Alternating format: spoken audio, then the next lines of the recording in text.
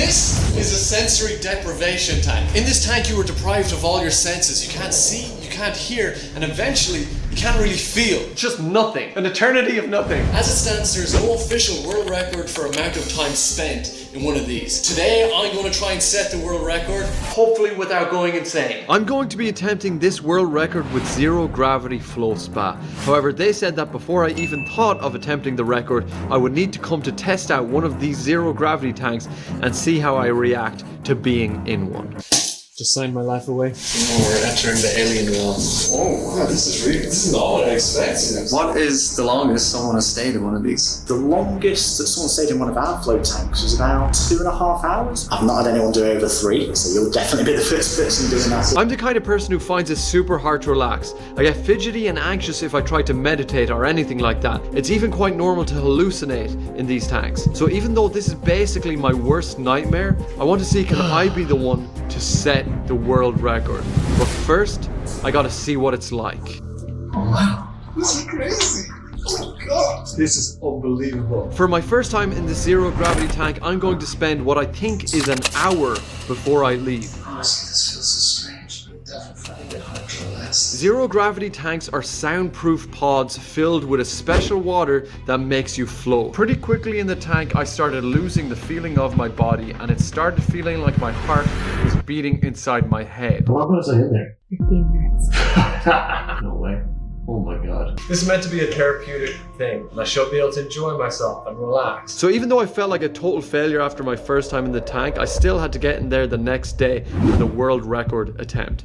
The only difference is now I know how hard it will be. It's going to be an extreme challenge. Okay, so for this record to be eligible, as soon as this shuts, that's when the timer starts. I cannot leave at all, even to pee. I've got water, I've got my earplugs, I've got a walkie-talkie for safety. Every 2 hours, Lauren is going to call me on the walkie-talkie to see how I'm doing, my mental state, all that. Let's get in, let's just get this started, right? Goodbye, outside world.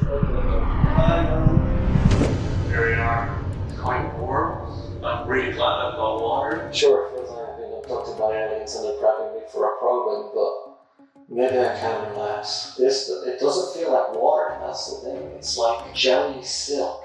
I'm covered in jelly silk. And after only 20 minutes, this is how I was looking and feeling already. I feel kind of woozy. To show the difference between an average session in the tank compared to my world record attempt, Lauren, my girlfriend, is getting into the tank for a normal therapy session. One person in this relationship knows how to relax.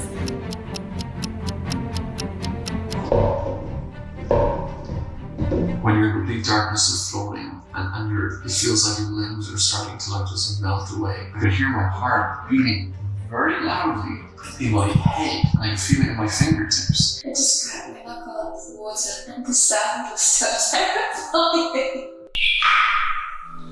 Oh my god. This is so fun. Almost relaxing.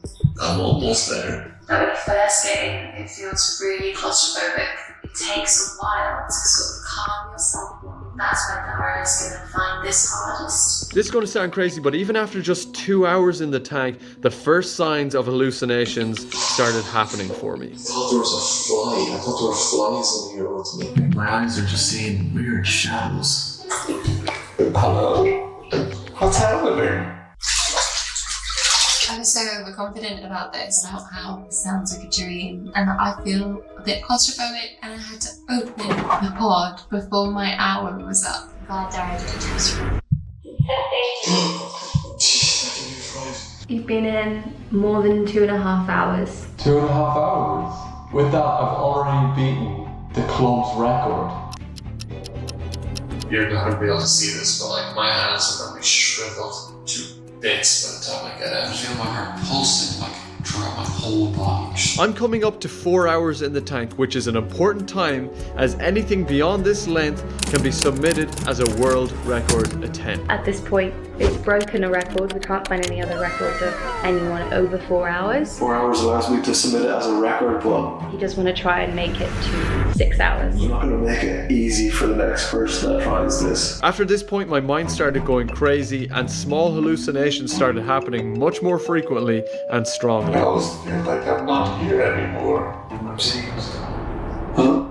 Man, this feels so strange. Like I can see people walking on my eyes, stepping on my eyeballs. I can't believe it. Just freaky. The thoughts are just still racing. So I was in complete darkness for a long time. The darkness suddenly became completely purple. Burgundy purple.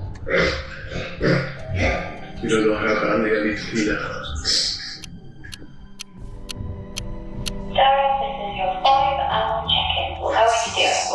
I'm feeling like I'm drying up into a kernel. I haven't peed in 5 hours. I think that's quite impressive. Yeah, and I'm sure being in warm water is not making that any easier. The hallucinations got so strong that I thought I could see electricity sparking off where my feet would be in the darkness. I'm seeing fireworks where my feet should be, but they're like really, they're just like flash and then they're gone. At this point, I felt like my mind was free of my body and that it could start hallucinating the craziest things and I wouldn't even be surprised by it. But there was one thing that kept pulling me back to my body. I need to pee pretty soon. I'm old man, I can't wait to pee. I had almost survived 6 hours in the zero gravity tank in one of the most quiet and dark places in the world. And though before I'd stepped foot in the tank, I thought I'd be one of the worst people to attempt this, I found being alone with nothing but my mind while not being able to see or hear wasn't as bad as I thought it would be.